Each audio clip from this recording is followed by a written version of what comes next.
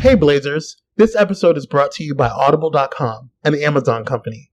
Get a free audiobook download and a 30-day free trial at www.audibletrial.com/Blaze Entertainment. Or visit the sponsor and supporters links on our website at entertheblaze.com.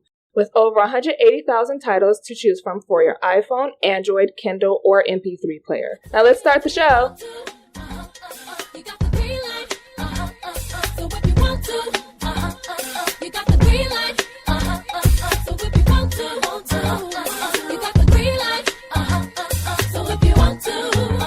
What's going on, Blazers? We're back with another episode of Blaze Entertainment Spotlight Edition. I'm your host, Kwame, joined by the beautiful, the melanin proficient Miss Free. What's going on?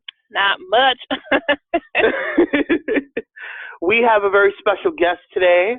I am honored to be able to present the wonderful, the beautiful, the big-hearted Miss Ashley Barrett. How are you? I'm wonderful. That was a big introduction to live up to. Thank you. So for those who don't know, you are the founder and owner of Furever Family, Inc., correct? Yes, sir. Tell us a little bit about it. So Furever Family, Inc. Is an organization that I just recently started in December that focuses on providing access to resources to people who are experiencing homelessness in our area. To assist them in caring for their companion animals while they transition to permanent stable housing. Nice. Yeah. Awesome. Now, Awesome. yes, and now this is specifically for low-income people or and homeless people, correct? Correct. Yes, we Awesome. we assist those who at this moment have no stable housing. So that could mean they're on the streets, they're in an emergency shelter, or they could just be living with friends or family at the moment. Nice. And what led you to kind of to start this? Like it's such a specific niche, and I think it's needed. But what kind of led you to kind of do this? Well, I work with the homeless community in my day-to-day job. I'm the assistant manager of a homeless shelter, and then I've also throughout my entire life done a lot of work with animals. Like I was a veterinary technician. So this organization kind of combined both of my passions, but I started noticing the need for it when I started working at the homeless shelter. There are some amazing resources in our area for people experiencing homelessness, as well as people to help care for their companion animals. But there was that little pool there of people who couldn't access either one of those because they either had no money or they didn't know about resources. So I founded Furever Family to kind of bridge that gap in services. Nice. Cool. And what are you? Is Furever Family a nonprofit or is it a for-profit? We are a domestic nonprofit corporation. We do not have our 501c3 status yet. That would make us tax exempt, but we are looking towards that in the future. Yes, I know when I started my dance company, like it takes forever to get that. There's so many stipulations. Yes, so many, and so much paperwork. Yes. So like what, I know that just by, because I was looking at your, the Facebook page for Furever Family and seeing all of the cute puppies. Are you focusing on just, canines, or is it just kind of all types of companion pets, or is it specifically just anybody who has a pet, or is it, what's the criteria? We do see mostly dogs. However, we are open to assisting people who have any kind of companion animal, from your furry to your feathered and your scaled. Awesome. And how what would be like, what are your for those who are interested, because we have a lot of creatives that write into the show, and always ask us, well, what made you guys start the podcast, and what made you guys what's the route that you guys go. So I'm interested to kind of know what, for those who are and first of all, before I even get into that question, what areas does your company service? We are in Bloomington, Indiana, which is the home of Indiana University. Nice. And so for those who are looking to start something, I mean, not necessarily similarly, but just even in, kind of follow their passions or whatever, what would be your pros and cons and things and to do and to not do in starting the process? Big first one on not to do is don't overwhelm yourself. It's okay to take some time to get things figured out and to get things together. But definitely follow your passion wherever it leads you. If you see a service that needs to be out there, make it happen because you can do it. It's not bad. The cons are a lot of paperwork and you have to be extremely organized. But the pros are that you get so much fulfillment out of seeing your dream turn into a reality. Mm-hmm. And I know that from just our correspondence, with you and I know that you have been talking about doing something like this for a long, long time. So, first of all, congratulations on getting it started and done and actually, implementing the mission of your company. So, kudos to you. Now, you're not just any pet lover, and no shade to anybody who loves pets and stuff like that. You actually she's not just ordinary, Right, she's not an ordinary person.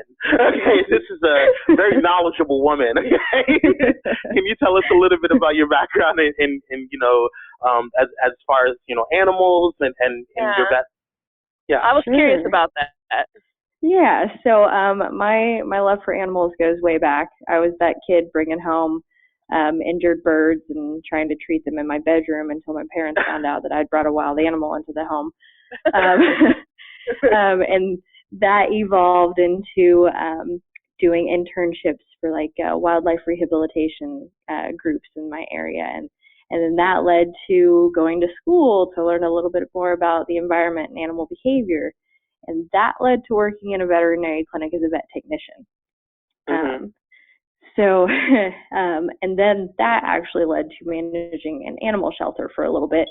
And I continue to today volunteer my services as a veterinary technician to a low-cost veterinary clinic in the area. Now, for those who, I know I'm sorry, Ms. Free, go ahead. No, I was listening. Oh, okay. No, I know because I remember when my partner and I were thinking about getting a pet. You were the first person I thought of and called. So I know that it's some of the things that because I feel like a lot of the reasons why animals go into such kind of a struggle in terms of stability and having a good place to stay and stuff like that is because pet owners don't educate themselves on the how to take care of a pet and prepare. And I think it goes back to one of those things, the 5 Ps, that I kind of live by: prior planning prevents potential problems. So that's one of the reasons why I had called you and asked you about questions. And I think I called you almost every day after a while. Bugging you. Frequent contact. What would you tell? Yeah. But what would you tell someone who wants to get a pet and who wants to kind of add an addition to their family? What would you tell them to do to kind of prepare for that, so that way they don't have a pet go through a kind of a unstable situation and have to utilize your services in terms of emergency need? Definitely educate yourself. So if you're looking at a specific dog breed, educate yourself on the needs of that dog. For example, I have a German Shepherd, and her drive and her energy level it's insane. This girl goes nonstop 24/7. And we had to be prepared for that when we brought her into our home.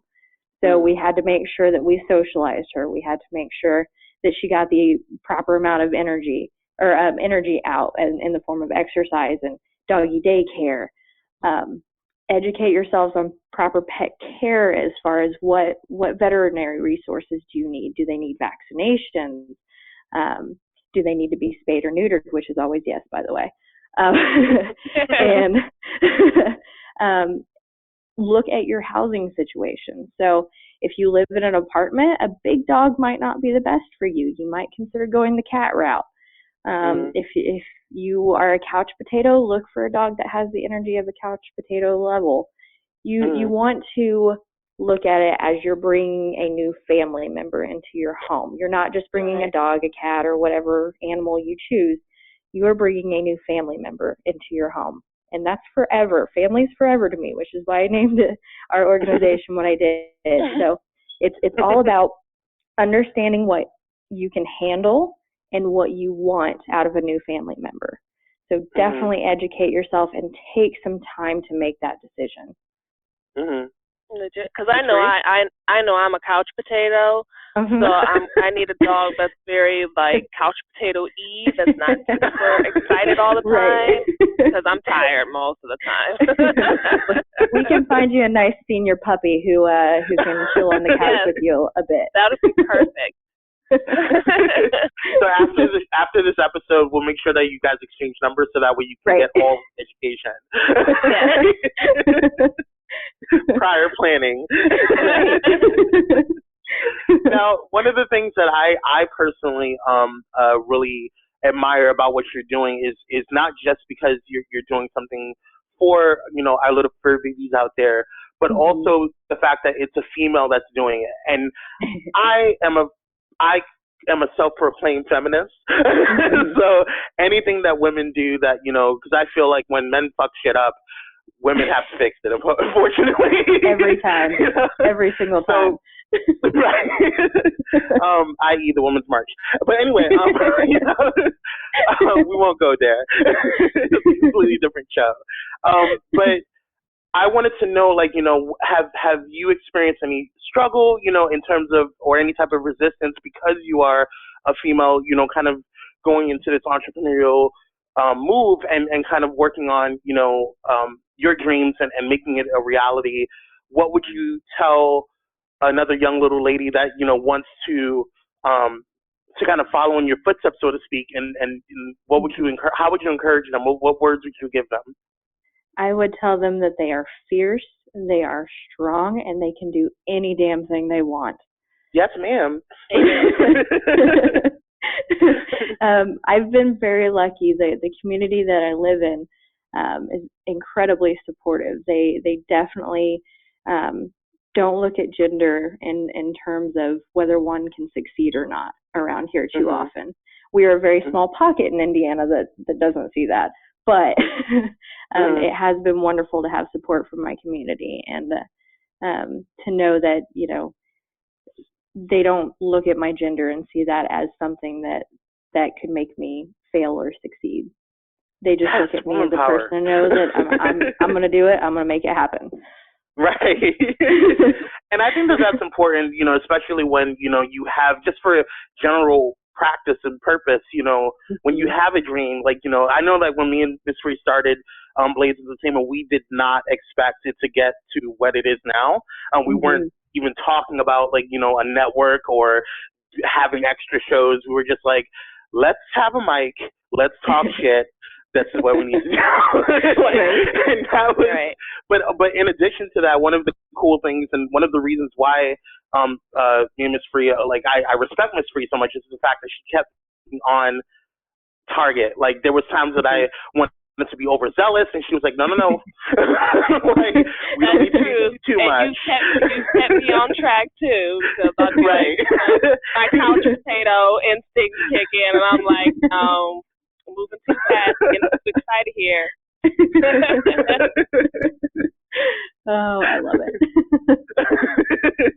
So I guess my next question is because I know you mentioned that just now, but that was going to kind of lead into my next question. How much of the community support have you seen, and is it something that you see continuing to grow in terms of community support and stuff? It's definitely something I see growing in terms of community support. We've already established a few relationships with some community partners, like the low-cost vet clinic that I mentioned, as well as the local doggy daycare. And even the homeless shelter that I work in has been very supportive. And we live in a community that loves animals, that loves nature, that loves caring for other human beings. So I see us getting a lot of community support once we get it out there a little bit more. Mm-hmm. And where would you say you? Oh, sorry, Miss Free. What would you say you see the company going, say, in 5 years? So in 5 years, my ultimate goal is to have a very established resource for members of the community to come to for help. Mm-hmm. That's the pie in the sky dream, is to be the one resource that they can come to no matter what. Okay. Whether they have no income at the moment, whether they are sleeping under a bridge right now, I want to be that one person that they can come to and say, I need help and I can provide it. Yeah. Amen. Right on. Now, my next question is going to be kind of, where can people find you? Like, if people, have questions about, the organization, is there any websites, Twitter handles, things? We are currently on Facebook at facebook.com/Furever Family Inc. And we are currently working on our website. We're hoping to launch it this spring. Yes! It's beautiful with lots of puppy and kitty pictures everywhere. Yes! And then we are also established on PayPal if anyone wanted to make donations at paypal.me/Furever Family Inc. Yes, and just to be clear, for those who don't understand her enunciation or mine, it's forever, not forever. It's FUREVER. So, yes, want to make sure that was clear because it's a super cute name. Furever Family Inc. Any now, I don't like to always politicize things, but we're in that type of world. So my next question, because you mentioned that you were that it's based in Indiana, and I know that for the most part Indiana is a red state. Have you and I know for your particular pocket of where you are, you're fortunate enough to be around people who are a little more open-minded, regardless of what political party that they're in. So my question to you is, have you seen any resistance or difficulty in trying, to continuously building up your organization with this type of political climate that we have? There has been a little, typically from outside of Bloomington in general, and it's a lot of just a general lack of empathy and a lack of understanding of the human-animal bond. There's that pushback of, well, if someone's homeless, they shouldn't have an animal, and just this general apathy that we're seeing a lot of right now. It hasn't been much, but what there has been significant, and it's really made me want to further educate people on the human-animal bond and how important it is, and how much we need to respect that, because my clients often have only one connection to another living being that's significant and strong and sturdy, and that's with their companion animal. So it's important to respect that and maintain that bond when we can, and not break it up simply because someone doesn't have the same resources that you or I do. Right. Actually, that was very fucking well said. Absolutely, I mean, yes. And I hope you keep pushing that, because that's something that is really important, and even in our every day-to-day life, for me personally, who doesn't currently have a pet right now, I do respect the bond between pets, and their owners, and I think that it's really important to kind of see that bond. I first of all, if I see anything that's shared out with an adorable puppy, I'm squealing. Like, I don't care what's going on, where I'm at. I'm like, look at the puppies. Just my husband in and of refuses to go to PetSmart with me. Yeah, right. Oh, don't even I can't go into that store. I will buy everything. I remember there was times that, like, I would, in the middle of the day, I would just share a random, like, if Miss Free's having a really bad day and she's, like, messaging me or whatever, and I just send her, like, a pet, meme or something, something, a video with the adorable puppy, and she's like, okay. Cute animals make everything better. Yes, indeed. But yes, I first of all want to, Miss Free, do you have anything else? I'm sorry. Nope, I'm all good. I'm all set. Thank you so much, Ashley. No, thank you. Yes, and Ashley, if you when you guys get your website together, please let us know so we can go ahead and advertise for you guys as well. I think it's really important what you're doing, and I love your mission and what you're doing. Congratulations on what you're doing thus far. So thank I see you so good much. things. Yeah, thank you so much. I appreciate you guys speaking with me and having me on. Yes, awesome. Thanks for taking the time out. Yeah. Thank you. Well, thank you guys for listening. This has been another episode of Blaze Entertainment Spotlight Edition. If you have any questions or concerns, or you want to hear more Spotlight interviews, go ahead and visit entertheblaze.com and visit our Spotlight Edition tab. Miss Free, we are out. Bye.